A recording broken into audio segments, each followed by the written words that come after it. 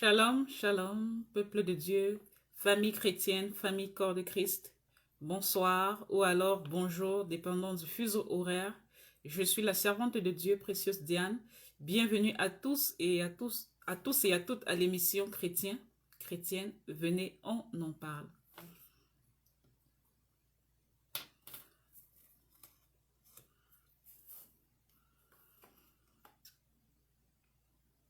Très heureuse de vous avoir pour ceux-là qui sont vous les habitués de cette plateforme.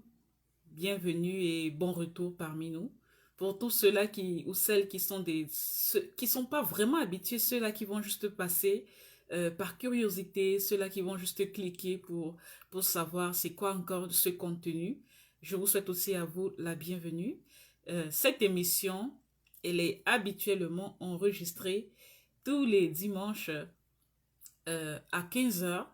15 heures, c'est l'heure des États-Unis, spécialement dans l'État de Washington, D.C., puisque nous sommes passés aux heures d'été. Et voilà pour les autres pays, le Congo, le Cameroun, le Niger, le Gabon. L'émission, habituellement, c'est 20 heures. Pour l'Angleterre, la Côte d'Ivoire, le Togo, l'émission, c'est 19 heures. La Suisse, la France, l'Allemagne, c'est 20 heures. Et le Brésil, l'émission, elle est enregistrée à 16 heures.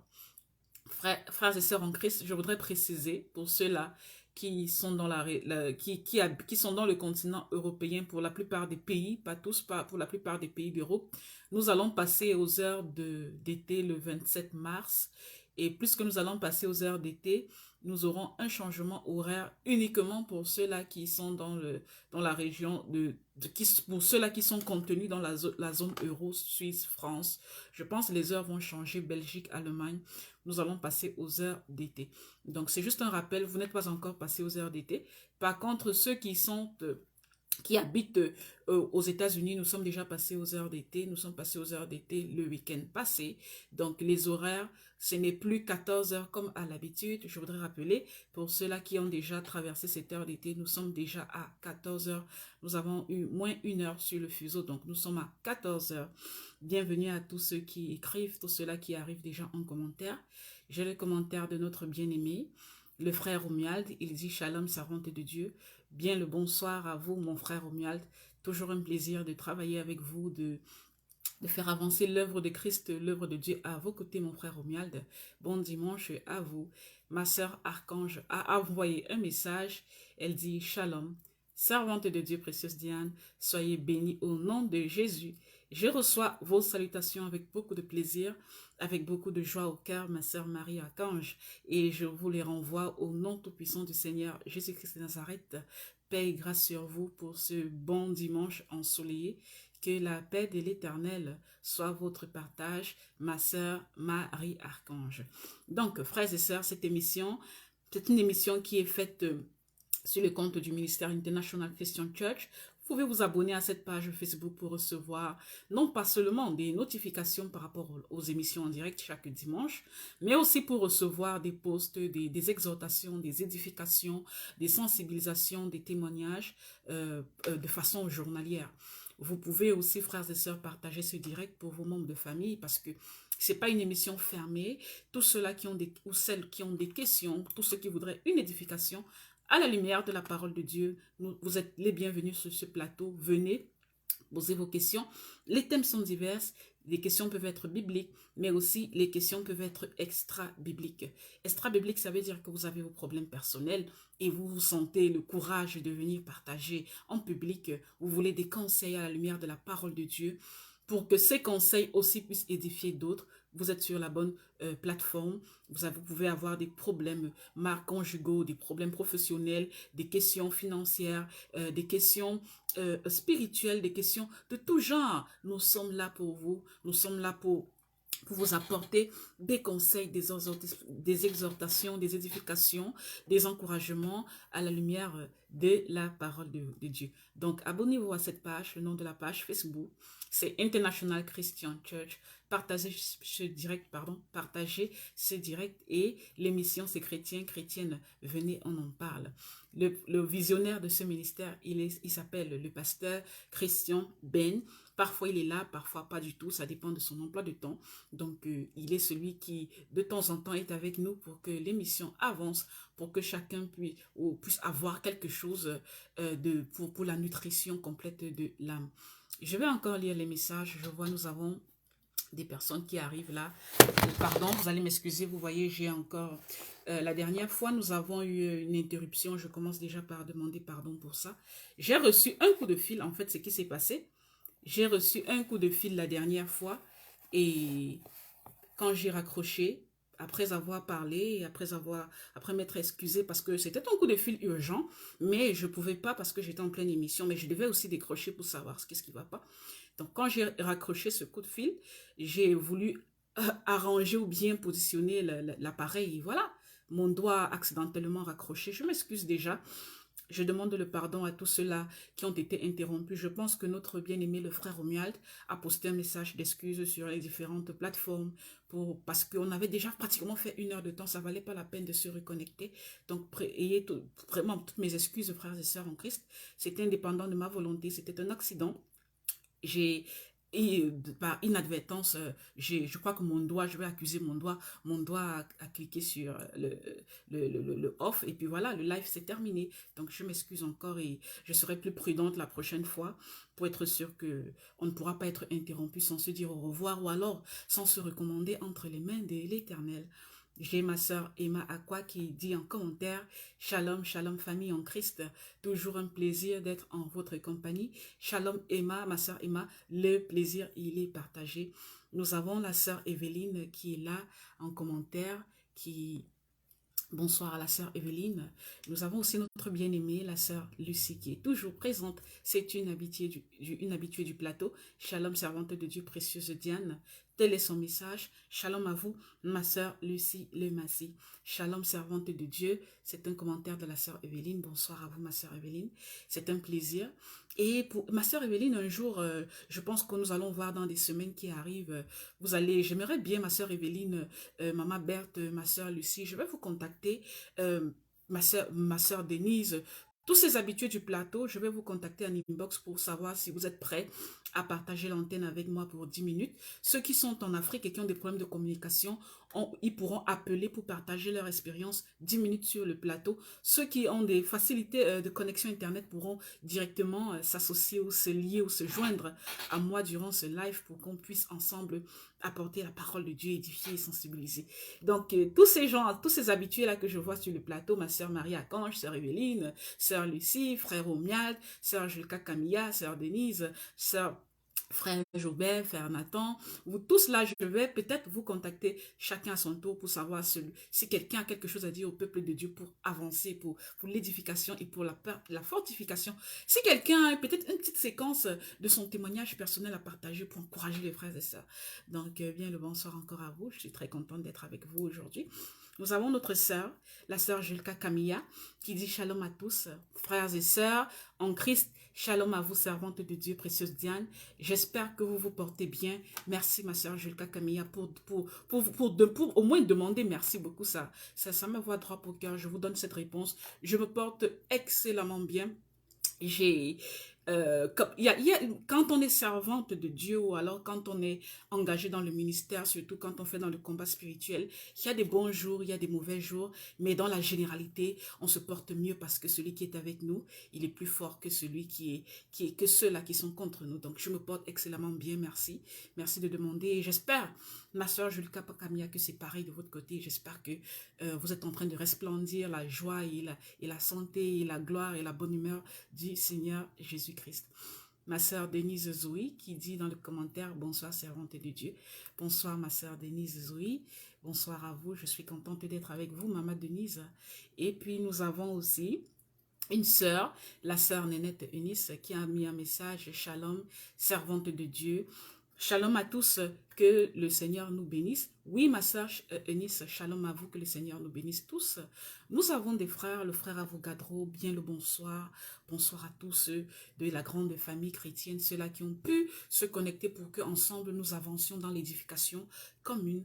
Donc, aujourd'hui, comme à l'accoutumée, nous allons arriver, nous allons faire quelque chose de différent aujourd'hui, frères et sœurs. Nous allons faire quelque chose de différent. Vous savez, nous allons commencer, il est 10 minutes déjà passé du début officiel. Et je pense qu'il est bon temps de commencer. Frère Oumia, j'espère que vous êtes prêts. On va commencer à partager la parole de Dieu, à exhorter, à édifier le peuple de l'Éternel. Donc, frères et sœurs en Christ, vous savez, Dieu n'est pas un Dieu de routine. Dieu n'est pas un Dieu qui stagne. Dieu est un Dieu divers. Ses voies sont insondables. Il est changeant. C'est un Dieu des saisons. Et chaque jour, nous ne pouvons pas apporter la nutrition de la connaissance de la parole à l'âme seulement. Parce que l'âme, pour grandir, pour croître dans la relation avec Dieu, n'a pas besoin que de la parole de Dieu, dans la croissance. Elle n'a pas besoin que de la connaissance de la parole de Dieu. L'âme a besoin de deux choses principales. L'âme a besoin de la connaissance de la parole, mais l'âme aussi a besoin de la communion en prière. Ça veut dire que vous ne pouvez pas aller dans une église, vous ne pouvez pas être membre d'une église corps de Christ, où tous les jours il n'y a rien que la parole. Frères et sœurs, si tous les jours dans une communauté chrétienne, dans une cellule chrétienne, s'il n'y a que la parole de connaissance, à un moment donné, vous allez vous sentir incomplet. Vous allez vous sentir vide. Vous allez sentir qu'il y a quelque chose qui manque. Ça ne veut pas dire que la parole n'est pas bonne. Ça ne veut pas dire que la parole n'a pas sa place. Ça veut tout simplement dire qu'associé à la parole, il y a quelque chose qu'il faut faire d'autre pour compléter l'âme. Associé à la parole, il y a la communion dans la prière. L'âme a besoin de la prière. L'âme a besoin de la prière pour être ressourcée. L'âme a besoin de la prière pour la fortification. L'âme a besoin de la prière pour être inspirée, pour être renouvelée, pour être disposée. C'est des choses que la parole ne peut pas donner. La parole a sa place, mais la prière aussi a sa place. Et les deux, la parole et la prière, doivent s'associer pour une croissance, une maturité parfaite dans la relation avec Dieu. Donc, de temps en temps, on ne va pas seulement répondre aux questions, les questions, non. Il faudrait parfois que nous prenions aussi du temps ou des saisons de prière, des saisons de communion avec Dieu. Vous avez besoin de prière de temps en temps, moi aussi j'ai besoin de prière de temps en temps. Vous ne pouvez pas lire votre Bible sans prier. Et vous ne pouvez pas prier sans lire la Bible. Vous sentez le besoin d'avoir ces deux paramètres dans votre vie pour qu'il y ait un équilibre. Parce que Dieu est dans sa parole, mais Dieu aussi est dans la communion. L'Esprit Saint travaille à travers la prière, mais il travaille aussi à travers la parole. Donc, nous avons fait parole, ça veut dire quoi? Réponse aux questions. J'ai toutes vos questions enregistrées. Ceux-là dont je vais citer les noms, ce sont ceux qui ont posé des questions et j'ai leurs questions enregistrées. C'est juste une façon de vous conforter pour vous dire que nous allons répondre à vos questions sans problème. Nous avons le frère Jobin Angola. Nous avons la sœur Paola Sawedi ou encore la sœur Solange. Nous avons la question de la sœur Jules Kakamia. Nous avons la question de la sœur Free. Nous avons la question de la sœur du frère Zéphi. La question du frère Nathan. La question de la sœur Sandy des Tropiques. La question commentaire de la sœur I Love Jesus. Vous voyez, toutes ces questions sont des questions qui ont été enregistrées. Celui qui n'a pas suivi son nom ici, ça veut dire que sa question n'a pas encore été enregistrée. Priez de reposer la question. Donc vos questions sont là. Nous ne vous avons pas oublié. Je vais faire une parenthèse pour dire, frère Zéphi, vous m'aviez envoyé un message pour demander les excuses ou pour demander le pardon par rapport au geste que vous avez commis la dernière fois, par rapport à la petite maladresse que vous avez eue dans vos écrits. J'accepte votre demande de pardon, que la paix de l'Éternel soit avec vous. Dans votre commentaire YouTube, vous avez dit, frère Zéphi, que vous n'allez plus me perturber 1 semaine, 2 semaines, des mois même, je ne veux plus entendre parler de vous. Je ne sais pas qui vous inspire des choses pareilles, frère Zéphi, parce que ces émissions, nous les faisons pour vous. Nous sommes là pour vos questions. Et si dans l'édification qu'on vous apporte, on se rend compte qu'il y a des failles, que ce soit dans la façon de poser les questions, que ce soit dans la façon de vous adresser, je pense que la bonne chose chose, la bienséance demande qu'on vous apporte des corrections. Je ne peux pas voir ce qui est mal et vous laisser continuer là-dedans. Ça veut dire que je ne fais pas mon travail. Je ne peux pas voir ce qui est mauvais et vous laisser stagner là-dedans. Ça veut dire que je ne suis pas en train de vous aider à croître. Dans le fait de vous faire le fait que je vous fasse cette remarque là, mon frère, vous ne devez pas prendre ça comme un bébé, vous ne devez pas prendre ça comme un immature, vous devez être assez mature pour comprendre que quand on est dans le corps de Christ, chacun a ses faiblesses, chacun a ses défauts, chacun a ses qualités, mais nous tous, on associe ça, on s'entraide pour avancer, on corrige les plus faibles, on relève les plus faibles et on avance tous ensemble. Donc, la plateforme est ouverte. Si vous voulez poser des questions, vous allez toujours être le bienvenu. Et peu importe la personne qui vous inspire de vous retirer en ce qui concerne les questions, en toutes les façons, c'est vous qui êtes le perdant. Et ce n'est pas pour la gloire de Dieu si vous méditez bien ou bien si vous réfléchissez bien. C'est pour la gloire de tout, sauf la gloire de Dieu. Donc, vous êtes le bienvenu sur cette plateforme et j'accepte vos excuses et que le Seigneur vous remplisse de sa paix et qu'on puisse, et vous avez dit, vous allez modifier, vous allez changer. Ça, c'est une bonne nouvelle et j'espère que ça pourra aussi vous aider, même pour les autres, parce que vous n'êtes pas seulement aujourd'hui avec les réseaux sociaux. On a la possibilité d'interagir dans plusieurs plateformes. Il n'y a pas que la communauté Christian International Church. Demain, vous avez vos propres communautés où vous serez. Ce que vous faites aujourd'hui comme manquement, ce que vous avez comme manquement aujourd'hui, vous pouvez apporter ça dans vos propres communautés. Donc le problème, ce n'est pas de se sentir frustré. Le problème, c'est de prendre ça dans le positif, de tirer le bon dans ça, de voir l'avantage là-dedans, de grandir, de changer pour avancer. Donc, nous avons la sœur Juka Kamia qui dit « Oui, je suis contente que vous évoquiez cette idée aujourd'hui. » Et le frère Roger Daniel Sonomou qui nous dit « Shalom, servante de Dieu. » Shalom, mon frère Roger, bienvenue à vous dans cette émission. Donc, ma sœur Julka, le plaisir est partagé. Moi aussi, je suis contente autant que vous. Aujourd'hui, c'est la prière. Frères et sœurs, je n'ai pas oublié vos questions. Nous allons revenir sur ces questions la prochaine séance. Vous tous qui avez écouté vos noms, vos questions sont enregistrées. Ceux qui n'ont pas écouté, reposez encore. Nous sommes là avec vous. Donc, nous allons prier aujourd'hui. On a beaucoup de thèmes de prière. Et chacun de vous va se sentir concerné, soit dans un, soit dans deux, soit dans tous les thèmes. Quelle est l'attitude de prière? Qu'est-ce que je dis toujours aux frères et sœurs? Lorsque l'on commence la prière, quand on veut commencer une session de prière, il ne faut pas prendre ça il faut pas être négligent quand vous décidez d'entrer dans la présence de Dieu. Parce que lorsque 2 ou 3 sont réunis dans le nom de Jésus, il est présent. Le Saint-Esprit est actif. Ce que vous pouvez demander à Dieu, Dieu peut ne pas vous exaucer, vous. Mais une autre personne demande à vos côtés et Dieu exauce. Ne négligez jamais les points de prière. Ne négligez jamais les prières en groupe. Quelle que soit la forme avec laquelle cela se présente, ne négligez jamais. Moi, j'ai eu des prières que j'ai faites. Le Seigneur ne m'a pas exaucé. Mais le jour où j'étais dans une assemblée, j'étais en train de prier avec des autres, il m'a exaucé. Je ne sais pas ce jour-là, parmi les personnes qui étaient réunies, qui le Seigneur a exaucé, qui le Seigneur a utilisé pour m'exaucer. Mais je sais une chose, nous avons tous des relations différentes avec Dieu. Nous avons tous des dons différents. Nous avons tous une vie de sanctification qui a un niveau différent. Donc, quand c'est l'opportunité de prier, disposez-vous toujours. Éteignez la télé derrière vous. Ceux qui m'écoutent, qui ont les enfants qui sont en train de pleurnicher derrière eux, ça c'est les bons moments où Satan aime taquiner les enfants pour qu'ils pleurnichent et puis gâtent tout ce qu'il y a à faire de spirituel. Allez mettre les enfants au lit, allez les faire coucher ou bien allez donner les enfants à quelqu'un qui est un peu plus mature, qui va garder les enfants pendant que vous cherchez la face de l'Éternel. Parce qu'aujourd'hui, nous allons chercher la face de l'Éternel. Nous traversons des temps difficiles, frères et sœurs. Nous sommes dans une saison très difficile. Les problèmes sont communs, sont des problèmes généraux. Nous avons aussi des problèmes particuliers. Nous sommes dans une saison difficile. Et dans des saisons difficiles, lorsqu'on sent qu'on a tout fait et qu'on n'a plus rien à faire, la seule chose qui nous reste, c'est d'espérer. Et qu'est-ce qu'on fait quand on garde espoir? On prie. Quand on a l'impression qu'on est arrivé au bout du rouleau, la seule chose à faire, c'est d'aller devant la croix de Jésus. Quand on a l'impression qu'on a prié trop longtemps et que Dieu n'exauce toujours pas nos prières, qu'est-ce qu'il nous manque à faire? La seule chose qui nous reste à faire, c'est de plier les genoux devant le trône céleste. Et quand on nourrit l'âme avec la parole de Dieu, avec la connaissance de la parole, il y a des moments où on doit mettre pause pour chercher dans la communion, dans la prière, la présence et la face de l'Éternel. Pour chercher la main de l'Éternel.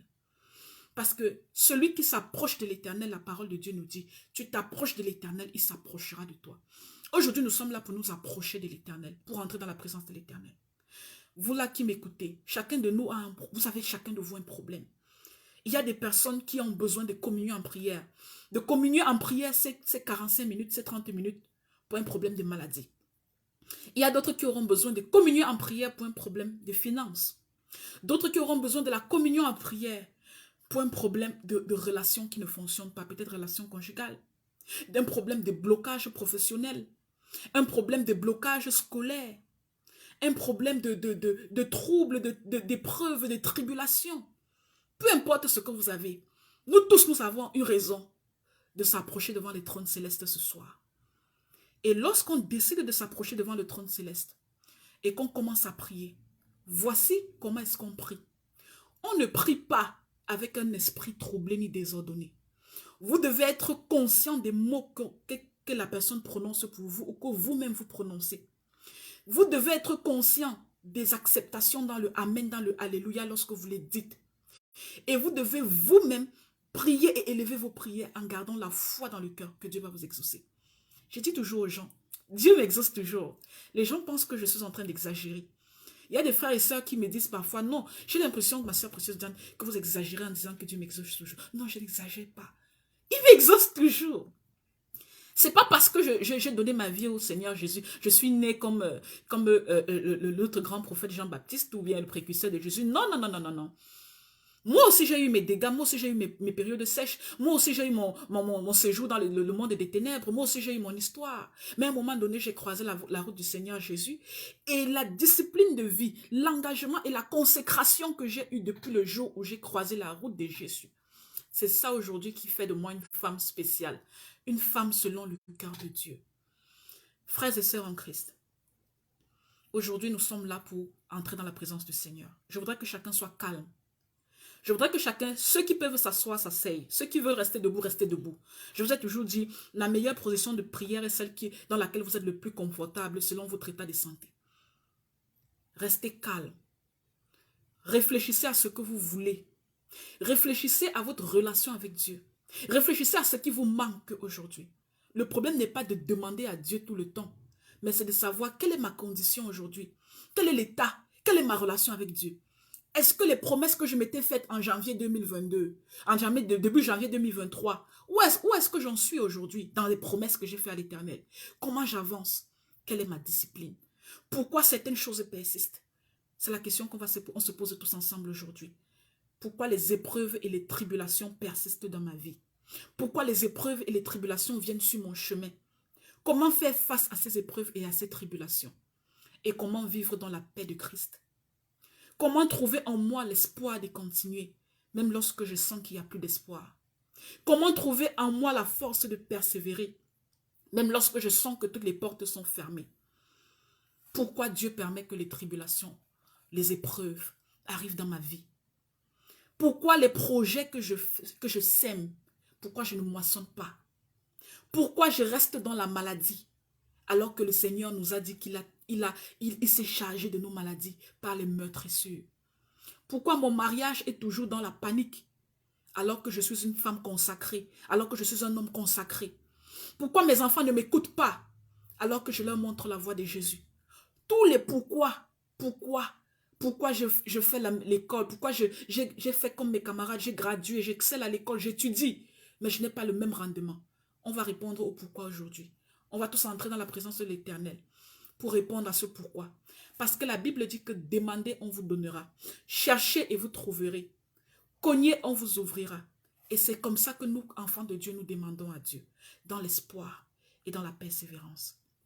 Je vais dire à quelqu'un aujourd'hui, Dieu peut permettre que l'épreuve, que la tribulation entre dans ta vie ou se maintienne dans ta vie pour tester ta foi dans ton degré de consécration. Il y a des personnes qui prennent les paroles à la légère. Il y a des gens qui aiment bien prier, disent à Dieu, Seigneur, je me consacre pour te servir tous les jours de ma vie. Seigneur, je me consacre pour te suivre comme un vrai disciple de Jésus. Seigneur, je me consacre pour obéir à ta parole. Seigneur, je me consacre pour marcher dans la voie de la sanctification. Seigneur, je me consacre pour sortir du péché. Seigneur, je me consacre pour être une créature nouvelle à tes yeux, pour te plaire. Est-ce que vous pesez les mots dans ce que vous dites dans vos prières à Dieu? Aussi élevé est la consécration que tu veux dans ta relation avec Dieu, aussi élevée sera la tribulation qui pourra rentrer dans ta vie pour tester ta foi face à la consécration. Vous avez vos plans de vie. Vous vous réveillez le matin, mon objectif c'est de manger, c'est d'aller au boulot, c'est que mes enfants soient allés à l'école, c'est que je rentre, que je puisse faire mes devoirs, que je puisse. Mais Dieu aussi dans votre vie a ses objectifs. N'oubliez jamais, le jour où vous êtes engagé à Jésus, vous avez dit je te donne ma vie et je t'accepte comme Seigneur et Sauveur. Ça veut dire qu'à côté de ce que vous avez comme planning, comme programme de vie, Dieu aussi a quelque chose dans votre vie comme planning, comme programme, comme objectif. Et vous devez toujours être conscient de ça. Ce n'est pas toujours votre moyen que Dieu va suivre. Ce n'est pas toujours la route que vous choisissez que Dieu va emprunter. Parfois, Dieu a des envies, a des desseins, a des choses opposées à ce que nous voulons. Comment Dieu peut tester ta foi dans la consécration dans laquelle toi-même tu es rentré le jour où tu as accepté Dieu dans ton intimité. Dans le livre de Deutéronome, au chapitre 8, verset 2, le Seigneur s'est adressé au peuple d'Israël.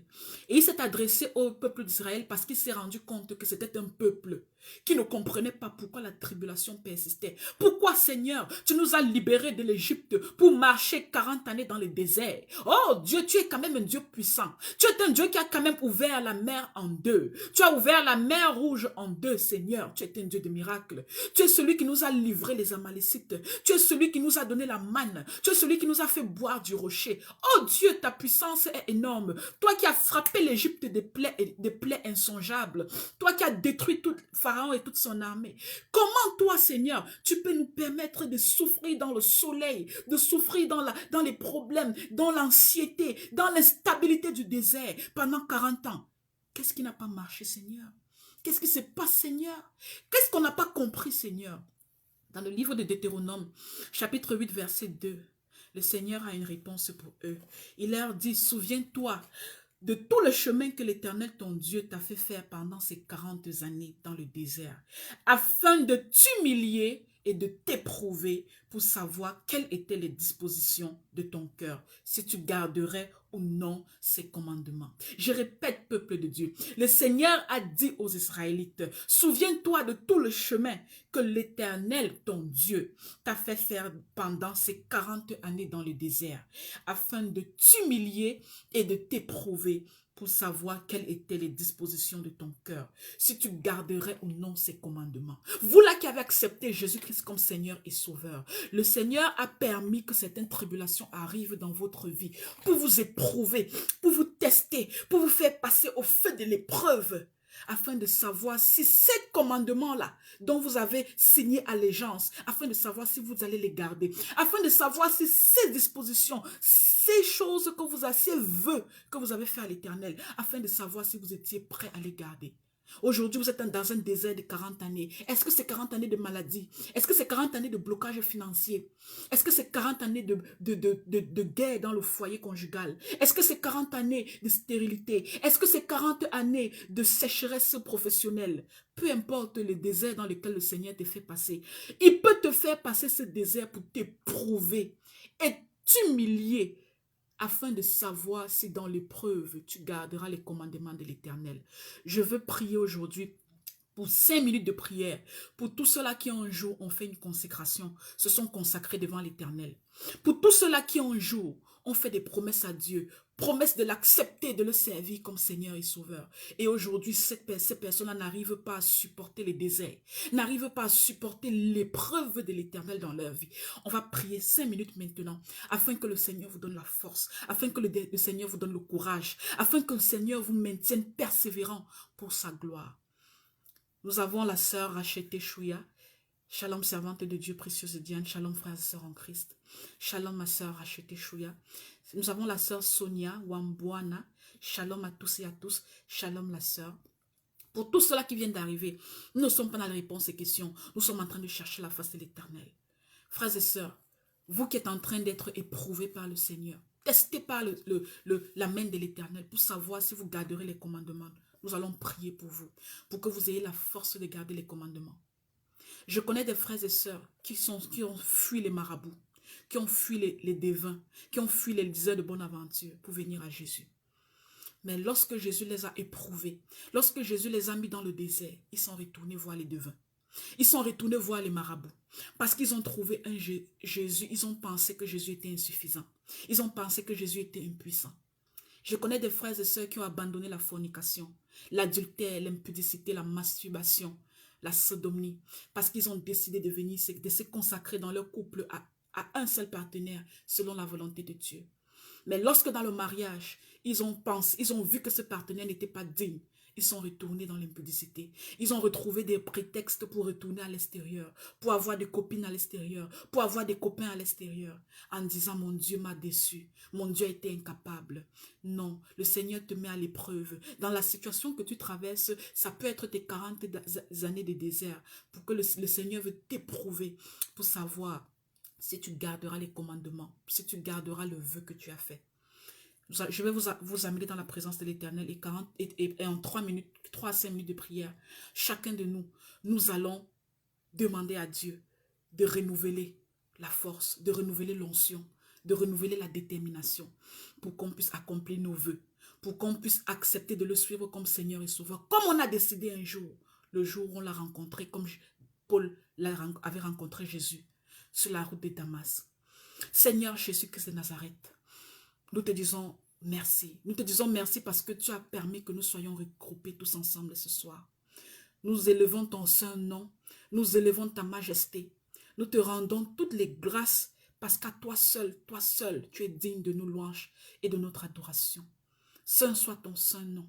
Oh, éternel Yahweh, toi qui es appelé l'éternel des armées célestes, toi qui nous as à un moment donné libérés de la route, de la servitude de l'Égypte, oh Seigneur, toi qui allais nous récupérer dans l'impudicité, dans la masturbation, dans les œuvres des ténèbres. Toi, Seigneur, qui est allé nous récupérer dans la cigarette. Toi, Seigneur, qui est allé nous enlever dans le monde de la corruption. Toi qui est allé nous enlever dans le voie de la chair. Toi qui est allé nous enlever dans les dépotoirs de Satan. Toi qui un jour nous as ramassés sur la route de l'inconnu, nous qui étions en train de suivre comme des aveugles le chemin de la perdition. Toi qui nous as lavés, tu nous as sanctifiés, tu nous as purifiés. Tu as enlevé la robe souillée que nous portions et tu nous as revêtis des habits de justice, des habits de ton royaume. Toi, Éternel, c'est devant toi que nous nous présentons ce soir. C'est devant toi que nous nous présentons devant ton trône pour te supplier, pour t'implorer, afin que tu puisses avoir pitié de nos âmes. Aie pitié de nous, Seigneur Jésus. Regarde-nous dans nos faiblesses. Regarde-nous et souviens-toi de vœux que nous t'avons faits. Ce jour-là où nous avons reçu le baptême des eaux. Le jour où nous avons été à l'image de ta naissance, de ta mort et de ta résurrection. Le jour où à cette image-là, nous avons été immergés dans les eaux et nous sommes ressortis de là, hommes et femmes nouvelles.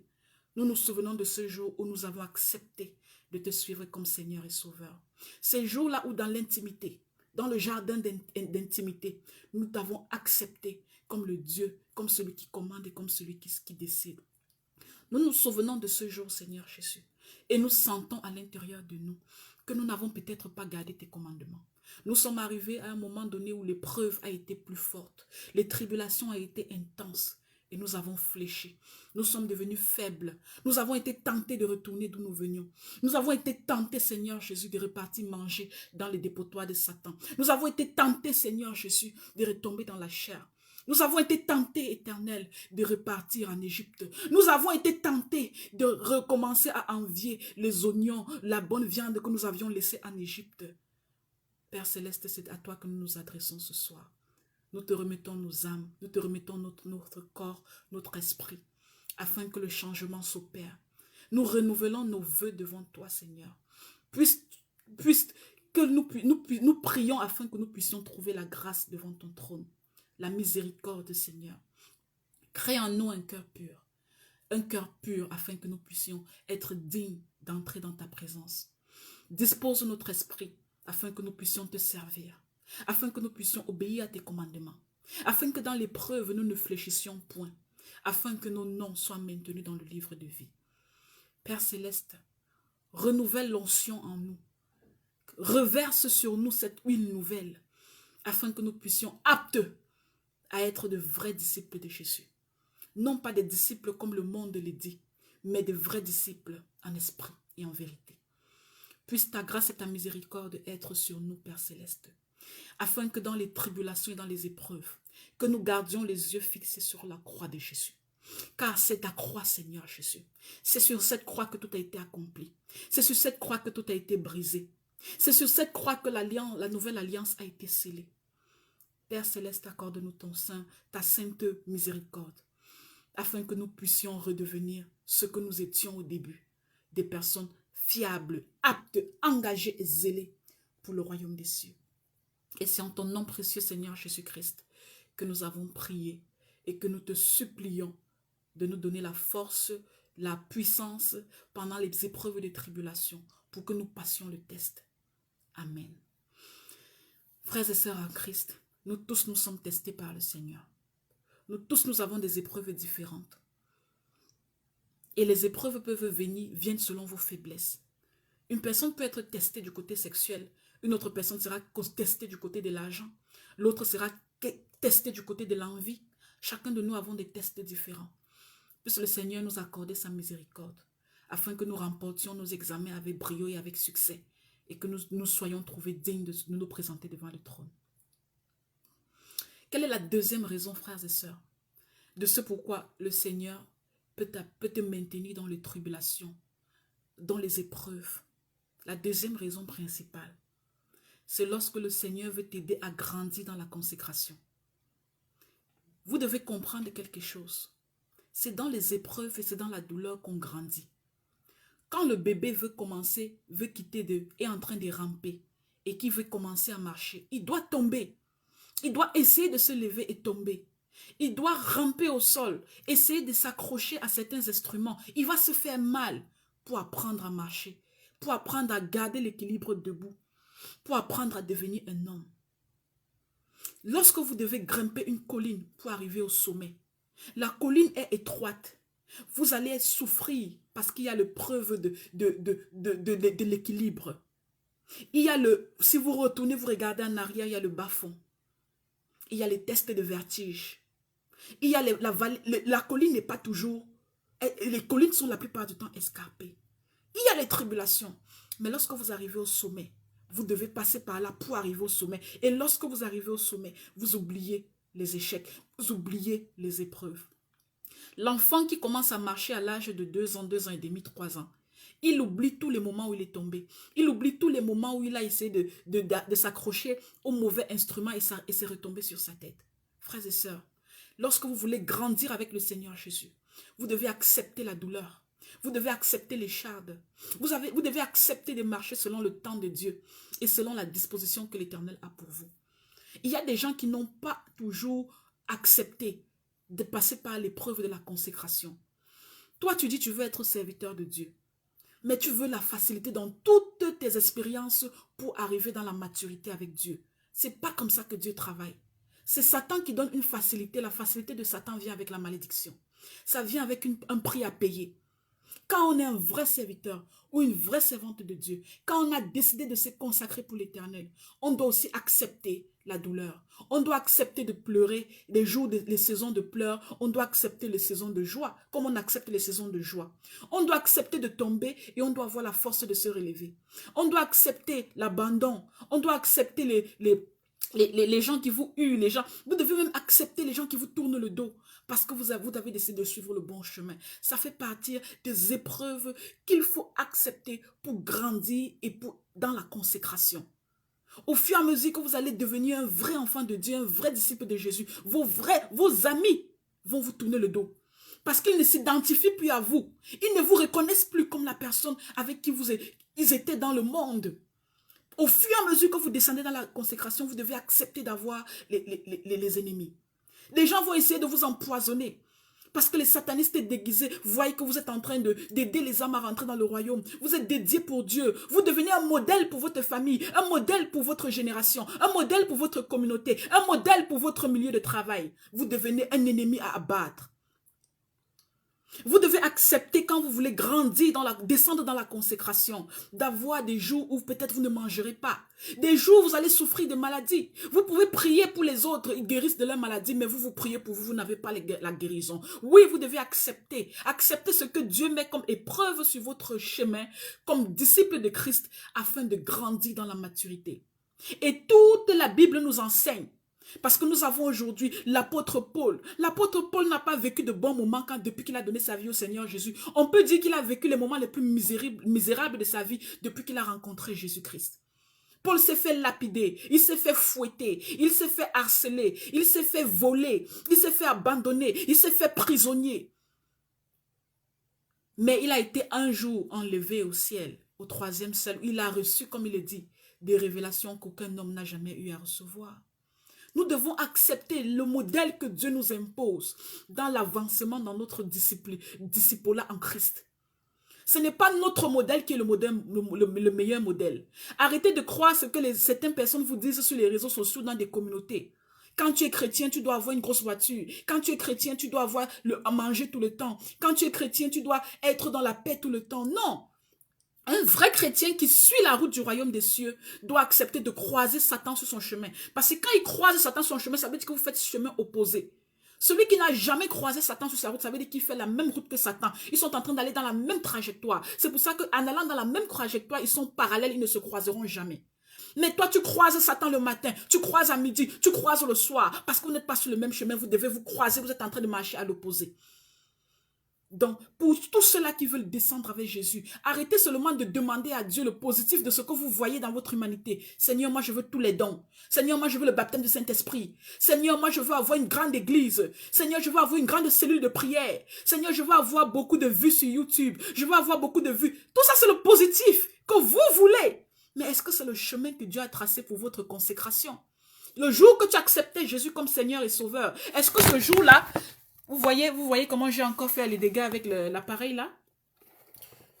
Gloire à Dieu, ça s'est pas, cette fois-ci, j'ai pas, ça s'est pas, disons que ça s'est pas raccroché. C'est un peu compliqué, mais bon. Vous voyez, c'est même pas droit, mais je vais laisser ça comme ça pour que ça ne puisse pas perturber. Donc, chaque fois, quand le jour où vous avez accepté de vous consacrer comme disciple de Jésus, vous aviez oublié de demander à Dieu, quel est mon plan? Quel est mon plan dans ma consécration? Il a un plan pour chacun de nous. Si dans ta consécration, le Seigneur a prévu que tu passes par les épreuves difficiles pour te briser, pour te transformer, pour t'épurer, comme on épure l'or, accepte. Vous savez, lorsque vous allez dans les mines et que vous creusez, vous trouvez l'or. L'or que le minier creuse et trouve n'est pas comme vous voyez sur vos diamants, sur vos boucles d'oreilles, sur vos bijoux. C'est pas comme ça que cet or est. Quand vous le trouvez à l'état brut, il n'a pas de valeur. À l'état brut, celui qui n'a pas la connaissance de l'or peut considérer ça comme une pierre inutile et la jeter. L'or a besoin de passer par des processus d'épuration pour retrouver sa valeur, pour retrouver la valeur que vous avez sur le marché, pour retrouver le prix que vous avez sur le marché. Et par quoi est-ce que l'épuration de l'or, quel est le processus d'épuration de l'or? Ça passe par le feu. L'or, pour ceux qui peuvent aller suivre les documentaires de comment on épure l'or, l'or va se faire cogner, l'or va se faire raser, l'or va être éprouvé dans le feu, il va passer par des processus très difficiles et à la fin vous aurez la valeur, l'or que vous voyez sur les bijoux qui brillent. C'est ça que vous êtes aujourd'hui. Vous êtes des pierres précieuses pour le royaume des cieux. Et si quand le Seigneur, vous venez à Christ, souvenez-vous, lorsque nous venons à Jésus, nous venons comme nous sommes.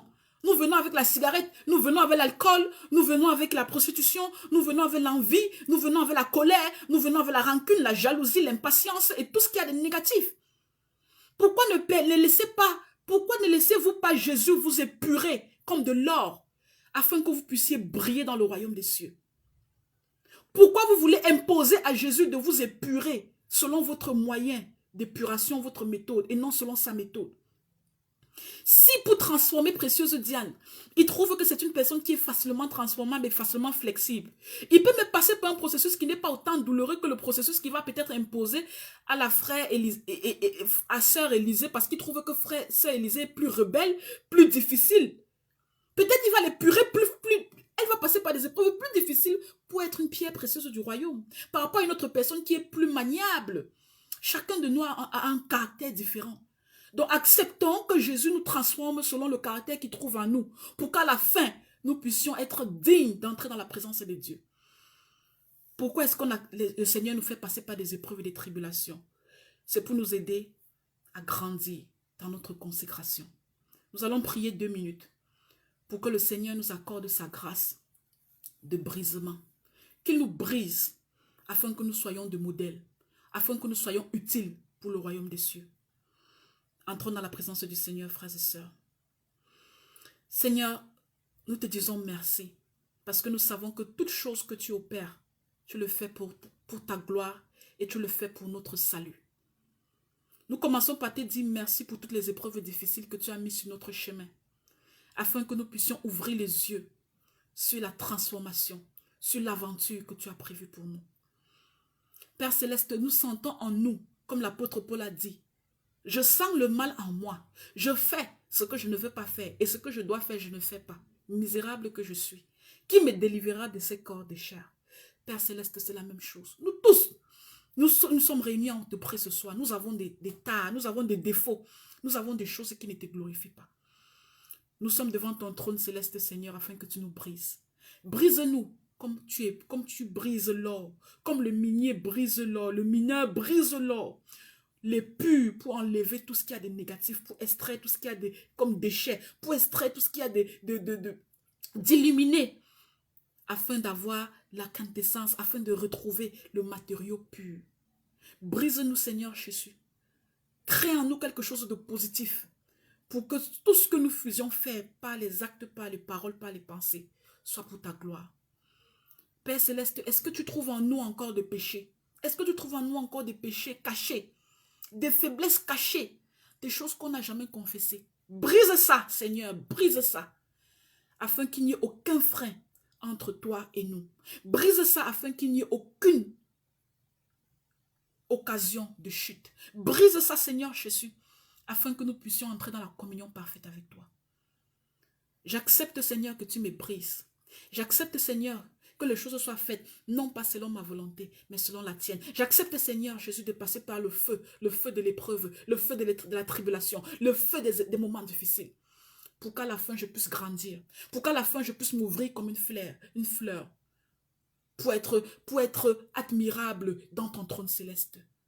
Oh Père Céleste, ce n'est pas la douleur qu'on avance, ce n'est pas la douleur que l'enfant grandit, ce n'est pas la douleur qu'on apprend. Puisse ta volonté être faite en nous, Seigneur Jésus. Et peu importe ce que tu décides, peu importe le chemin où tu nous mènes, Père Céleste, comme Jésus a dit dans le jardin de Gethsemane, pas ma volonté, mais la tienne. Et c'est au nom tout-puissant du Seigneur Jésus-Christ de Nazareth que nous avons prié, afin que le Seigneur nous aide à grandir dans la consécration, à travers les épreuves que nous traversons. Que le Seigneur nous aide à voir le côté positif des épreuves. Apprenons à ne pas voir toujours le malheur dans ce qu'on traverse comme négatif. Non. Parfois, dans ce qu'on a de négatif, Dieu veut qu'on tire une leçon positive pour notre avancement. Apprenons parfois à voir la leçon que Dieu veut qu'on tire et non ce que Satan voudrait qu'on s'attarde à ça.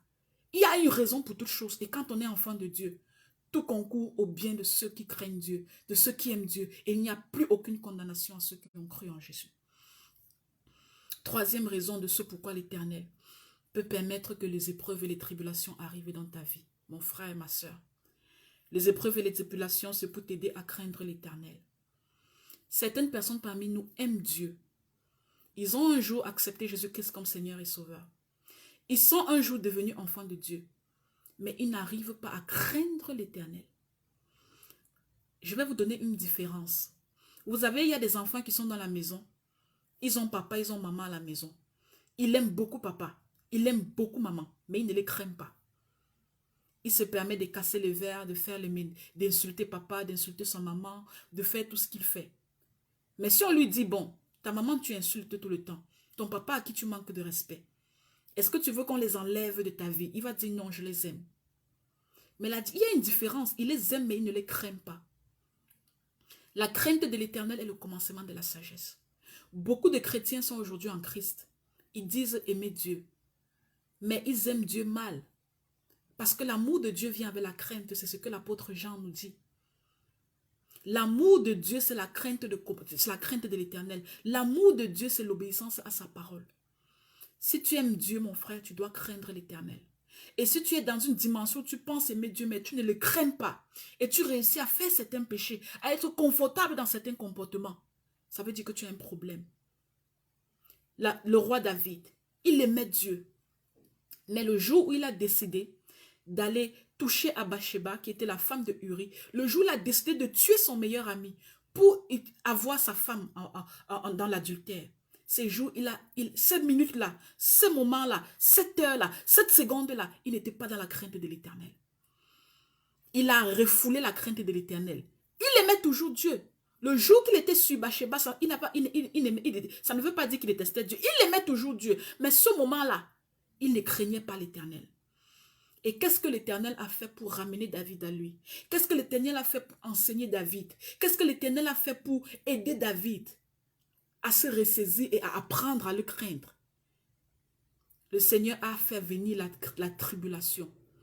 La tribulation, les épreuves et la tribulation dans la vie de David.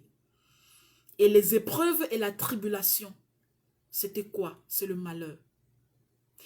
Les habitants des pays d'environ, des environs, les Moabites, David les avait tous gagnés en guerre. Ils étaient calmes. Tout le monde donnait allégeance à David, qui était le grand roi. Il payait même les taxes dans la région de Judée. Mais ils se sont rebellés. Certains ont refusé de payer les taxes, le tribut au roi. Ils ont recommencé à vouloir faire la guerre au roi en Judée. Les propres fils, Absalom, de David, se retournaient contre son père. Et l'a fait fuir même de la maison pour un certain temps, du royaume pour un certain temps.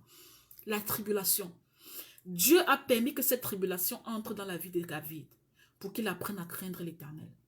Et quand il a traversé tous ces moments difficiles, où des gens venaient l'insulter, où ses enfants se sont retournés contre lui, où les peuples d'à côté se sont rebellés contre lui, quand il est revenu à ses bons sens et que le Seigneur a fait disparaître la tribulation, il a fait un psaume magnifique. Et l'un des psaumes, il a fait des psaumes magnifiques. Et l'un de ces psaumes, dans l'un de ces psaumes, il est en train de dire merci à Dieu pour la tribulation. Et il est en train de s'exprimer en disant, j'ai appris à craindre l'Éternel. Frères et sœurs, vous qui avez toujours les péchés mignons, la crainte, vous aimez Dieu, mais vous ne craignez pas assez l'Éternel. Vous qui réussissez toujours à mentir, à jalouser, à avoir des sentiments qui ne sont pas dignes des enfants de Dieu. Vous aimez Dieu, mais vous ne le craignez pas encore assez. Et Dieu fera rentrer dans votre vie la tribulation. Peu importe la forme sous laquelle la tribulation se présente, pour que vous appreniez à craindre l'Éternel. Parce que ça, c'est un Dieu qui est bon. Il aime ses enfants. Il a horreur du péché. Il aime le pécheur, mais il a horreur du péché. Et si Dieu doit t'amener dans la tribulation pour que tu puisses revenir, pour que ton âme soit sauvée, sachez qu'il le fera.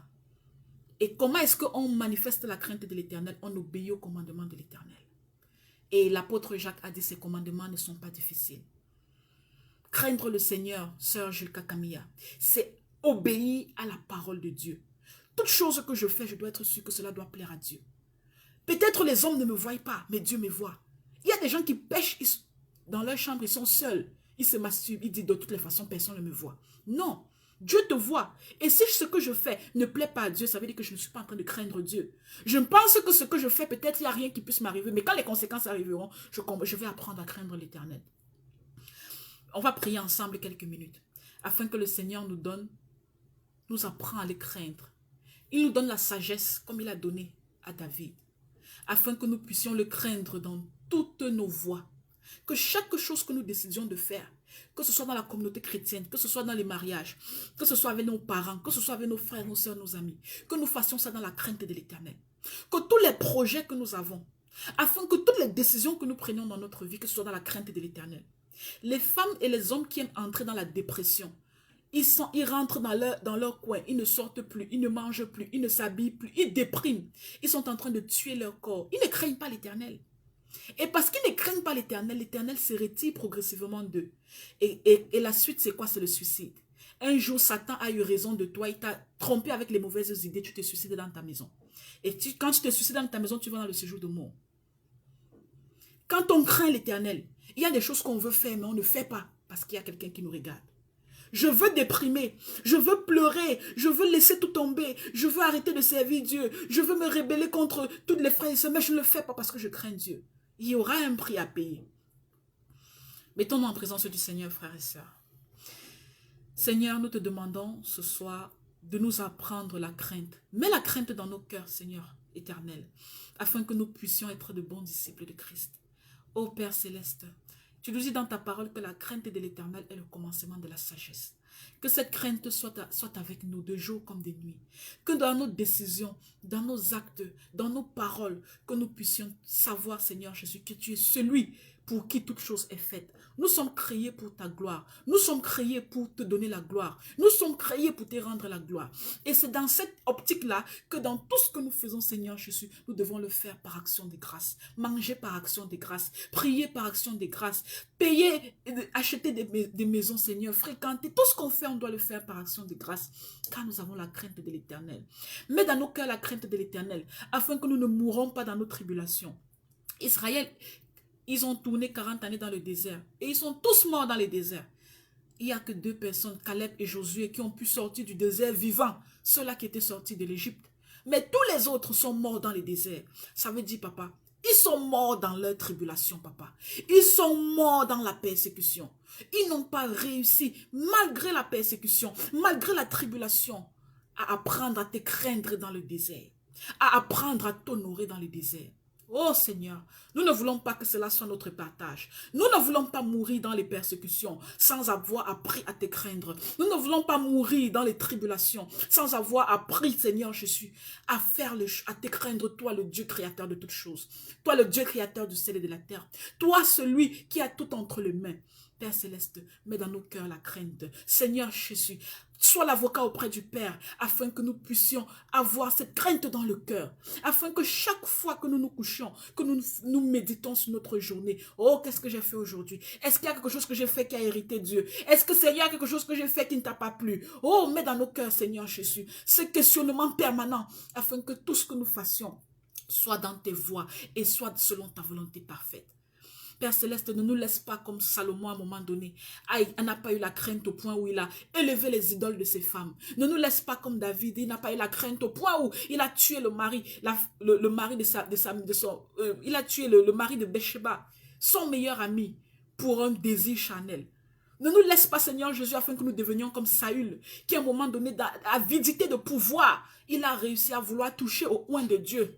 Oh Seigneur, donne-nous la crainte de jour comme de nuit. Apprends-nous à te craindre. Que par la puissance de ton Saint-Esprit, celui qui enseigne tout, que nous puissions recevoir cette crainte dans le cœur et dans l'esprit. Que cela puisse être gravé dans nos cœurs, afin que nous soyons de vrais disciples et de vrais enfants du royaume. Afin que nous soyons, Seigneur, la lumière qui posée sur le chemin, sur le chevet pourrait éclairer toute la terre entière. Donne-nous la crainte de Seigneur Jésus, la crainte de ta personne, la crainte de ta dignité, la crainte de ta déité, la crainte de ton excellence, Seigneur. Et c'est en ton nom précieux, Seigneur Jésus-Christ de Nazareth, que nous avons prié. Amen. Frères et sœurs, il y a une 4e raison de ce pourquoi le Seigneur peut nous permettre de traverser des moments difficiles et nous amener sur le chemin de la tribulation. Je recommence et je continue de dire, ta tribulation c'est quoi? Est-ce que c'est la maladie? Est-ce que c'est les finances? Est-ce que c'est l'école? Est-ce que c'est le professionnel? Est-ce que c'est le foyer conjugal? Est-ce que c'est au niveau des enfants? Qu'est-ce que c'est? Est-ce que c'est dans ton ministère qui a le blocage? Peu importe l'endroit, c'est une tribulation. Peu importe ce que c'est, on appelle ça tribulation. Le Seigneur peut permettre que tu traverses par le moment difficile parce qu'il veut se relever, il veut te montrer sa grandeur. Il veut te montrer sa grandeur. Certaines personnes jusqu'à aujourd'hui n'ont pas encore eu toute la connaissance de la grandeur de l'Éternel. Certaines personnes connaissent Jésus, mais pas comme d'autres. Une personne va dire, moi je connais Jésus vraiment, la dimension dans laquelle je connais Jésus, c'est une dimension 100%. Quelqu'un va dire, la dimension de la grandeur, moi je connais Jésus dans une dimension X, Y, Z. Mais Dieu doit nous révéler sa grandeur, afin que nous puissions comprendre, non pas seulement avoir la crainte de l'Éternel, mais savoir aussi que peu importe les situations que vous traversez, il est celui qui a le dernier mot. Et il est celui qui a permis. Dieu veut te révéler sa grandeur. Je vous raconte rapidement l'histoire d'un homme qui vivait dans un village. Ce monsieur avait plusieurs personnes du village qui étaient avec lui, les gens l'aimaient beaucoup. C'était un homme qui était simple, qui n'avait aucun reproche et qui servait l'Éternel. Il craignait l'Éternel. Et il avait un enfant unique. Il avait pu avoir un seul enfant, c'était son fils unique. Il aimait beaucoup cet enfant. Et quand cet enfant a grandi à l'âge de 13 ans, 14 ans, cet enfant l'aidait avec les chevaux. Il l'aidait à la ferme au village. Donc c'était un enfant qui, dans ses vieux jours, faisait tout pour lui et pour son épouse. Cet enfant était leur secours. Il était leur main droite. Il était tout pour eux. Et le village le connaissait comme cet homme-là qui aimait le Seigneur. Un jour, lorsque son fils était en train de dresser le cheval, il était en train de dresser un cheval. Il se préparait à ramener ce cheval-là dans l'enclos parce que c'était déjà la tombée de la nuit. Il fallait qu'il ferme la ferme et qu'il ramène tous les animaux dans l'enclos. Le cheval il y a un animal, un serpent qui est arrivé sur le chemin, qui a effrayé ce cheval-là, et le cheval est tombé brutalement. Et en tombant, il a fait une chute sur cet enfant-là. Et l'enfant a eu tout son pied qui était complètement brisé. Étant complètement brisé, cet enfant était paralysé. Il ne pouvait plus rien faire.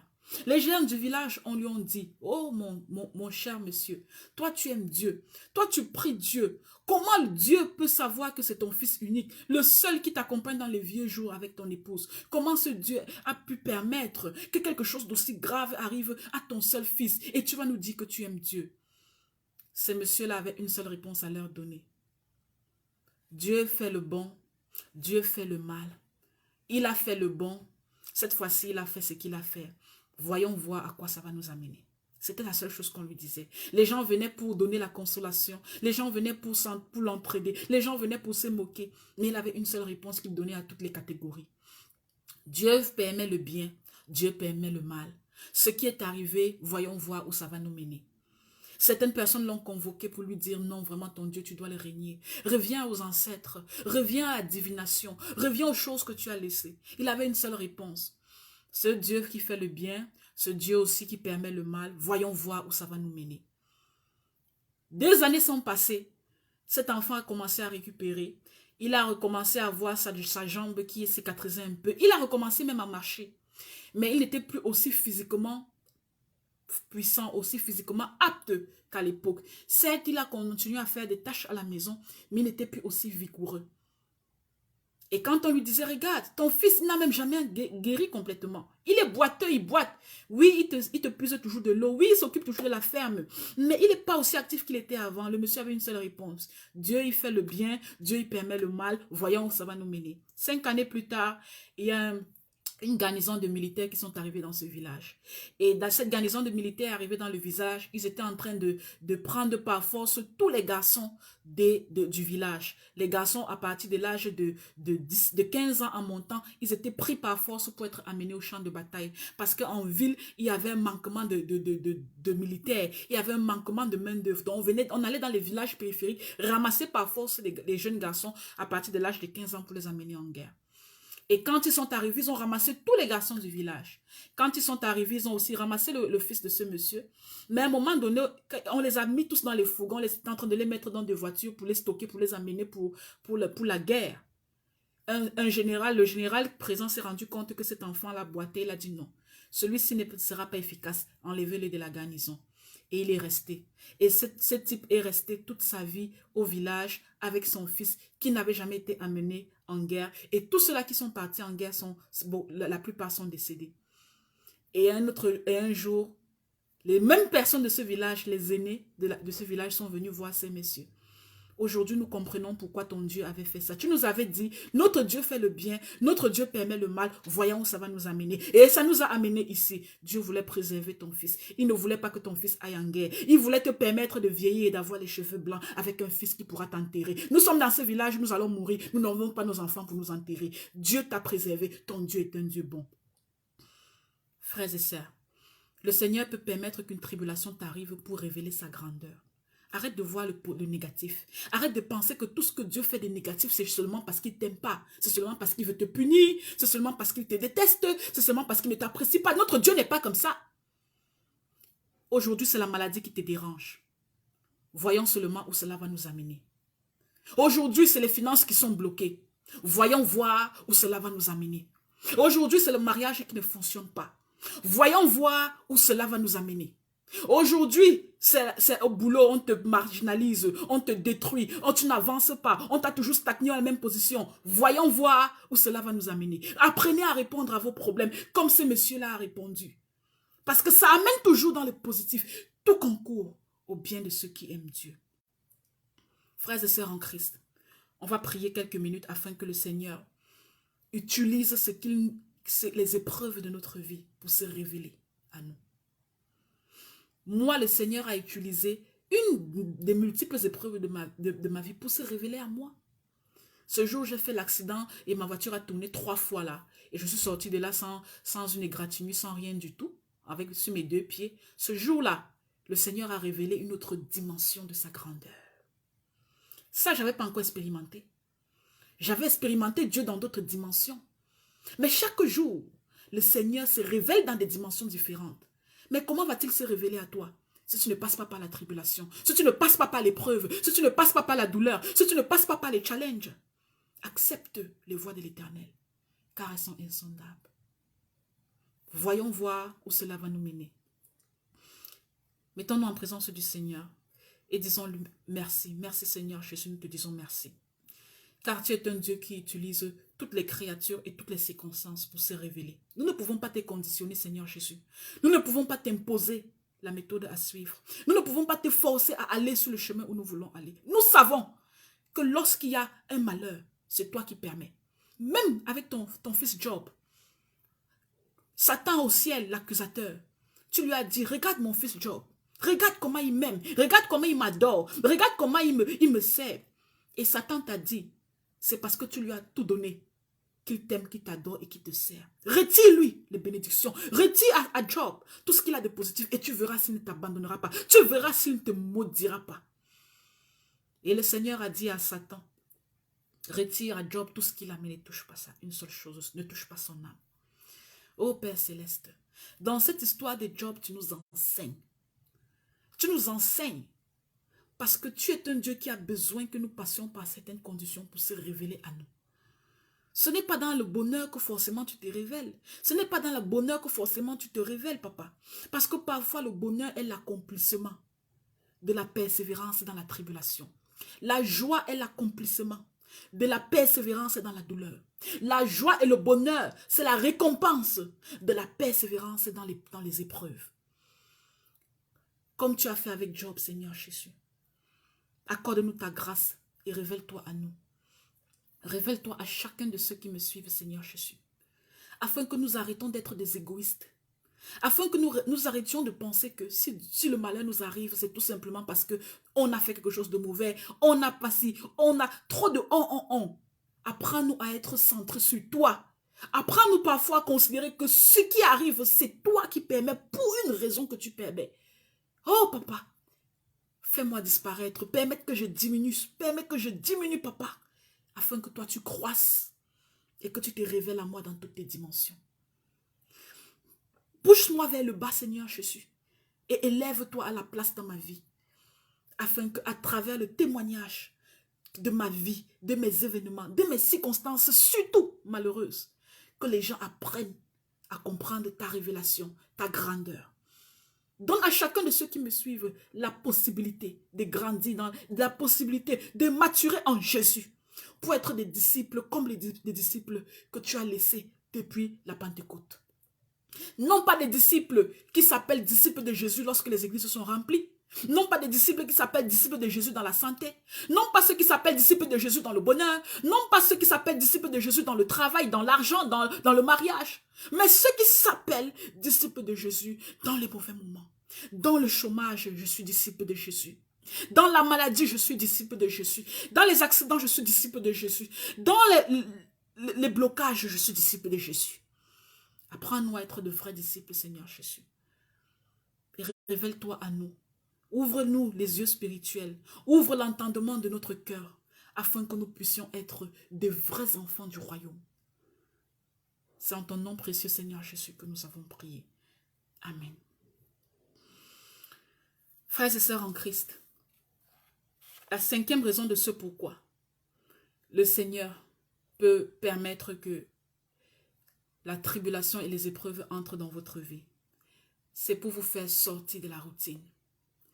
Combien de frères et sœurs en Christ ont l'habitude d'être dans la routine? Aujourd'hui, ils sont devenus des religieux. Ils ne sont plus des enfants de Dieu. Un religieux est une personne... Vous allez m'excuser. Un religieux est une personne qui est un automate. Je dois prier le matin, c'est l'heure de prière, je prie. Depuis que je suis née, on prie chez nous 3 fois par jour. Moi, je prie 3 fois par jour. Depuis que je suis née, je sais qu'on lit la Bible. Je ne comprends même pas, je ne veux même pas comprendre, mais je sais que je lis. Un religieux est une personne qui fait les choses dans la routine. Une personne qui fait les choses par formalisme. Une personne qui n'a pas une relation avec Jésus. Certaines personnes sont restées trop longtemps dans la routine. Depuis que j'ai eu ma délivrance, moi je sais que je prie matin, midi, soir, ça me suffit. Même mes prières, mon cerveau a même enregistré mes prières automatiquement. Je ne sais même plus, je ne sais même pas forcément pourquoi je prie, mais c'est comme un automatisme. Même dans le sommeil, je prie. Je suis habituée à aller à l'église tous les dimanches, c'est comme ça. Chez nous, on nous a habitués comme ça. Depuis que je suis née, on part à l'église tous les dimanches et puis je pars seulement. Vous n'êtes pas changé dans le cœur parce que vous n'avez jamais eu une relation personnelle avec Dieu. Parce que vous n'avez jamais connu Jésus dans l'intimité. Vous êtes devenu un religieux. Vous êtes entré dans la routine. Dieu va permettre que la tribulation s'abatte dans votre vie. Pour que vous appreniez à crier son nom. Pour que vous appreniez à l'invoquer. Pour que vous appreniez non pas à le chercher dans la routine, mais à le chercher dans le cœur. Frères et sœurs en Christ, vous qui avez l'habitude d'être dans la routine du quotidien, vous avez tellement fait les choses de Dieu dans la routine qu'à un moment donné, ça ne vient plus du cœur et vous ne sentez même plus ça. Il y a des gens aujourd'hui qui prient et ne sentent plus la puissance de la prière. La prière ne leur dit plus rien. Ils prient par automatisme. C'est comme si ils sont formatés. Ils ne vivent plus l'onction. Ils vivent dans l'intelligence et dans la routine. Ceux qui sont arrivés à ce niveau-là, vous êtes arrivés à un point où vous allez passer dans la tribulation. Parce que c'est dans la tribulation qu'on apprend à sortir de la routine, à sortir du formalisme pour crier à Jésus avec le cœur et la sincérité. Pour s'ouvrir à Jésus avec le cœur et la sincérité. C'est lorsqu'il y a les problèmes, c'est lorsqu'il y a la maladie, c'est lorsque les projets n'avancent pas, c'est lorsque le mari et la femme dérangent à la maison, c'est lorsqu'on n'accouche pas, c'est lorsqu'on est dans des soucis qu'on apprend à crier au Seigneur avec le cœur. Et non avec le formalisme. C'est à ce moment qu'on apprend à se rapprocher de Dieu. C'est à ce moment qu'on essaye de saisir Dieu. C'est à ce moment qu'on essaye de captiver l'attention de Dieu. C'est à ce moment qu'on décide et qu'on désire le plus au monde la relation avec Dieu.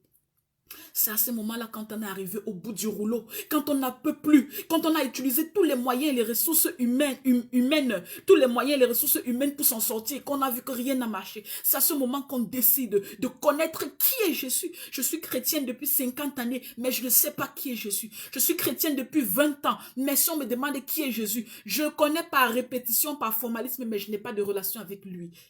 Je n'ai jamais entendu Dieu me parler. Je ne sais même pas comment Dieu parle. Dieu va vous mener des tribulations pour que vous changez de personnalité, pour que vous commencez à changer de l'intérieur et non changer de l'extérieur. Dieu va vous envoyer dans la tribulation pour que vous réconsidériez vos voies, pour que vous arrêtez d'être monotone et religieux, parce que les religieux se dirigent vers le séjour de mort avec l'automatisme. Les vrais enfants de Dieu sont dans la relation avec Dieu. La relation qui change, la relation qui guérit, la relation qui console, la relation qui enseigne, la relation qui dirige, la relation qui délivre. Frères et sœurs en Christ, vous là qui avez des vies spirituelles fades, qui avez tellement prié, que vous ne ressentez plus rien dans les prières, il n'y a plus l'onction. Vos prières ne font plus rien du tout. Même Satan est habitué à vos prières. Ça ne fait plus rien de chose. Même quand vous priez, même les démons sont habitués à vos prières. Vous ne chassez plus les démons. Vous avez perdu l'onction, vous avez chuté dans votre relation. Vous êtes dans une relation morte. Nous prions ce soir pour que le Seigneur ranime l'onction, ranime la flamme du Saint-Esprit, ranime la relation, pour que vous sortiez de la routine et que vous recommencez à construire la vraie relation avec Dieu, là où vous aviez laissé. Nous allons prier pour ça. Seigneur Jésus, accorde par ta grâce une onction nouvelle à tous ceux qui m'écoutent, tous ceux-là qui aujourd'hui sont devenus des religieux. On fait les choses par formalisme. On fait les prières qui sont devenues comme des rituels. On commence à répéter les choses à longueur de journée. On ne sait plus pourquoi on répète. On ne sent plus Jésus. On ne sent plus l'onction. On n'est plus transporté dans les prières. On n'a plus de protection. On n'a plus d'enseignement. On n'est plus guidé. On n'a plus de discernement. Ceux-là qui se sont refroidis, ceux qui sont morts dans leur relation, nous prions pour eux ce soir, Seigneur. Que ton Saint-Esprit les arrose d'une flamme nouvelle. Que ton Saint-Esprit pénètre dans leur âme afin de ranimer leurs os desséchés. Que ton Saint-Esprit fait descendre sur eux ta gloire, Seigneur Jésus, afin que comme Moïse, son visage brillait devant le peuple d'Israël, que leur visage puisse aussi recommencer à briller, Seigneur Jésus, devant le monde des ténèbres. Présente-toi à eux, Père éternel, afin qu'ils puissent être redevenir de vrais enfants de Dieu. Que cette relation se remette, que cette relation puisse être renouvelée, Seigneur Jésus.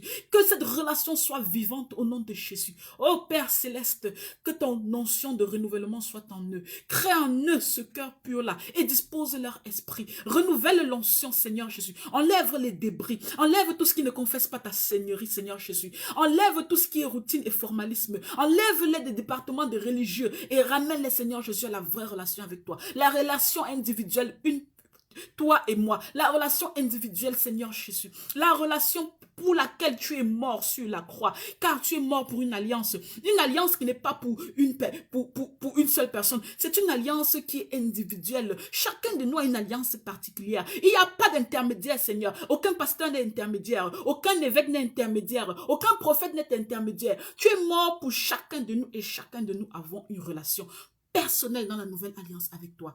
Puisses-tu, Éternel, ranimer cette relation. Puisses-tu, Éternel, revivifier cette relation. Que le feu du Saint-Esprit descende sur toute cette personne-là et fasse et les ramène, Seigneur Jésus, du séjour de la mort, du séjour de la paresse, du séjour de la routine. Que ton Saint-Esprit puisse descendre sur eux, Seigneur Jésus, et apporte le réveil dans leur vie, le réveil dans la vie de prière, le réveil dans la lecture de la parole, le réveil, Seigneur Jésus, dans leurs actions de grâce, le réveil dans les jeûnes, le réveil dans les prières du quotidien, Père Céleste. Oh, qu'ils ne puissent pas offrir comme des automates, qu'ils ne fassent pas comme les Israélites qui t'offraient à longueur de journée des sacrifices d'animaux, mais qui avaient un cœur ainsi circoncis. Oh, change leur cœur, Seigneur Jésus. Circoncis leur cœur, afin qu'ils soient aptes à communier avec toi, car tu es un Dieu vivant, car tu es un esprit vivant, car tu es un Dieu qui vivifie. Et c'est au nom tout-puissant du Seigneur Jésus que nous avons prié, que nous avons demandé le renouvellement, la revivification, le réveil, Seigneur, dans nos vies personnelles et dans notre relation avec toi. Amen. Frères et sœurs, bientôt nous allons arriver au temps de la fin. Nous allons donc prier pour que nous puissions recevoir la force de supporter les épreuves difficiles. Je suis d'accord avec vous dans le cadre où les épreuves difficiles ne sont pas jolies à vivre. C'est très compliqué de vivre et d'accepter les épreuves difficiles. Quand la tribulation est là, c'est plus facile de parler que de vivre. Mais nous devons avoir la force. La force vient d'en haut. Nous allons prier pour recevoir la force de supporter les épreuves difficiles. Prier pour que la volonté de l'Éternel soit dans notre vie. Seule la volonté de l'Éternel et non la nôtre. Peu importe, et nous allons adorer Dieu parce que ce qu'il fait est bien, parce que tout ce qu'il fait est bon. Il nous demande de demander, de croire et de recevoir. C'est ce que nous, disciples de Jésus, nous faisons. Nous demandons, nous croyons et nous recevons. Et nous savons que l'Éternel ne peut pas être un homme pour mentir, ni un fils de l'homme pour se repentir. Frères et sœurs, nous allons faire cette dernière prière de clôture. Je vous invite, frères et sœurs, à faire cette prière de clôture avec moi. Prions pour que le Seigneur nous accompagne dans les moments difficiles que nous traversons et nous donne une nouvelle force, une nouvelle onction et nous donne un nouveau départ, une nouvelle énergie afin que nous puissions prendre et considérer les choses sous un nouvel angle. Nous avons besoin de ça. Arrêtez de vous asseoir sur vos problèmes. Arrêtez de vous mortifier. Arrêtez de donner trop d'intérêt à vos problèmes. Laissez vos problèmes entre les mains de Jésus. Déposez vos fardeaux à la croix et occupez-vous du royaume des cieux. Occupez-vous des intérêts de l'Éternel et lui s'occupera de vos problèmes. Occupez-vous des intérêts de Jésus et lui s'occupera d'être votre backup. Occupez-vous des intérêts de Jésus et lui, il s'occupera de finir votre procédure de transformation et de maturation pour que vous soyez en communion parfaite avec le Seigneur. Frères et sœurs, nous bénissons le Seigneur, nous rendons grâce à l'Éternel Yahweh, nous exaltons le nom de Jéhovah, nous élevons Elohim dans sa grandeur, nous disons merci au précieux Saint-Esprit qui nous enseigne, qui nous dirige, qui nous révèle les choses cachées. Nous élevons Seigneur Jésus, lui qui est l'avocat auprès du Père, lui qui est l'agneau immolé, lui qui est l'intercesseur, lui qui est le sacrificateur à perpétuité selon l'ordre de Melchizedek, lui qui est celui-là qui a accepté d'aller comme un agneau à l'abattoir afin de payer le prix de la rançon. Lui qui s'est fait pécher pour que mes péchés soient pardonnés. Lui qui s'est fait pécher pour que mes péchés soient effacés. Lui qui s'est fait pécher pour pouvoir déchirer le rideau d'iniquité qui me séparait des promesses de l'Éternel. Béni soit ton saint nom, Seigneur Jésus. Toi qui es le lion de la tribu de Juda. Toi qui es l'étoile brillante du matin. Toi qui es celui qui a écrasé Satan sous nos pieds. Toi qui es celui qui a relevé le peuple de Juda. Toi qui es celui qui est parti préparer pour nous une maison, un lieu, une mansion, là où nous irons, Seigneur Jésus, et là où nous passerons l'éternité avec toi. Béni soit ton saint nom, Seigneur Jésus. Toi qui permets que le problème arrive dans nos vies. Toi qui permets que les solutions soient présentes. Avant même qu'il y ait le problème, tu as déjà la solution, car tu es un Dieu éternel. Tu étais dans notre passé, tu es avec nous dans le présent, et tu nous attends déjà dans le futur pour les futurs problèmes à venir. Nous te rendons grâce, car tu es éternel. Éternité est ton nom. Tu es omniprésent, tu es omnipotent, tu es omniscient, tu es un Dieu de bonté, tu es un Dieu de merveille. Que toute ta majesté se lève au-dessus des cieux. Toi qui es assis sur le trône, toi l'agneau, à vous tous, soit la gloire, soit l'honneur, soit la louange pour des siècles et des siècles. Nous t'adorons parce que tu es digne d'adoration. Il n'y a pas un autre nom que nous puissions adorer si ce n'est le nom de Jésus. Il n'y a pas un autre Dieu que nous servons si ce n'est le Dieu Jésus. Nous ne regarderons ni à gauche ni à droite, nous sommes focalisés sur Jésus. Nous ne pourrons pas prononcer un autre nom lorsque nous sommes dans les tribulations, si ce n'est le nom de Jésus. Car c'est le seul nom qui sauve, c'est le seul nom qui vivifie, c'est le seul nom qui réhabilite, c'est le seul nom qui change les situations difficiles, c'est le seul nom qui comble les vallées, c'est le seul nom qui coupe les montagnes, c'est le seul nom qui ouvre les portes qui sont fermées et qui ferme les portes qui sont déjà ouvertes. Oh Seigneur, nous te rendons grâce, car tu as eu pitié de nous, être humain, toi que tu as fait à ton image, tu as envoyé ton fils unique, la parole qui s'est faite chair, tu l'as envoyé, la lumière qui a lui dans les ténèbres, tu l'as envoyé afin que nous qui t'avons accepté, afin que nous qui t'avons aimé, afin que nous qui t'avons suivi, que nous là nous puissions être parmi ceux qui seront enlevés demain lorsque tu reviendras. Oh Père éternel, souviens-toi de nous lorsqu'il y aura l'enlèvement de l'église. Oh Père éternel, souviens-toi de nous lorsque ta promesse s'accomplira. Oh Père éternel, souviens-toi de nous lorsque tu ouvriras les sceaux. Lorsque les trompettes sonneront, souviens-toi de nous, Père éternel, afin que nous ne puissions pas être laissés derrière. Afin que nous ne vivions pas la tribulation de l'Antéchrist. Afin que nous ne soyons pas ici pour recevoir toutes les marques de la bête. Afin que nous ne soyons pas ici parmi ceux-là qui vont être les rachetés de la fin. Oh Père éternel, nous te disons merci pour Jésus. Il est le chemin, il est la vie, il est la vérité. Il est lui, l'ange de l'Éternel, qui s'est préincarné dans tout l'Ancien Testament. Celui-là qui dans la nuit, Seigneur Jésus, est la flamme de feu. Celui-là qui dans la journée, oh éternel, est la nuée qui nous garde. Celui-là qui protège notre départ et notre arrivée. Celui-là qui nous montre le chemin. Il est celui-là qui sort son bâton et sa houlette afin de chasser Satan l'ennemi. Oh, l'Éternel est mon berger, je ne manquerai de rien. Il me fait reposer sur du vert pâturage.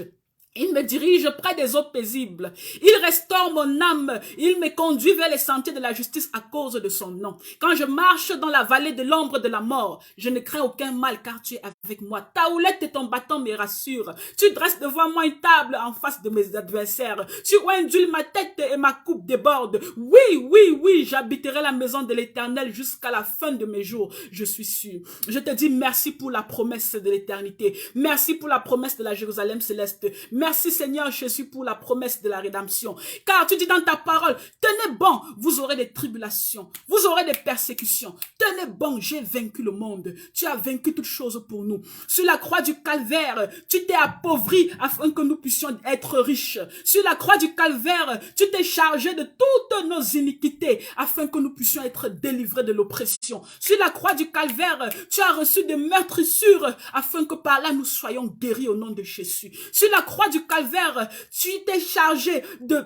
Tu as été blessé pour nos iniquités. Tu as été brisé pour nos péchés. Tout ça, tu l'as fait, Père Céleste, afin que s'accomplisse la parole, afin que les rachetés puissent avoir une invitation à la table du roi. Merci de nous avoir invités. Merci d'avoir écrit nos noms dans le livre de vie. Merci de nous avoir sélectionnés parmi ceux-là qui seront à la droite de l'Éternel. Merci, Seigneur Jésus, car tu feras de tous nos ennemis nos marchepieds. Merci, Éternel, pour ta bonté et pour tes bienfaits. Tu es le secours qui se lève le dernier. Oh Père Céleste, tu nous as accordé tes promesses dans ta parole. La promesse peut tarder, mais elle s'accomplira toujours. Nous prions ce soir, Seigneur Jésus. Nous prions ce soir, Père éternel, pour que tu nous accordes la force dans les épreuves difficiles. Les épreuves difficiles ne sont pas sucrées. Les épreuves difficiles ne sont pas jolies. Les épreuves difficiles ne sont pas simples. Oh, tu connais notre humanité. Tu connais la faiblesse à cause du péché d'Adam.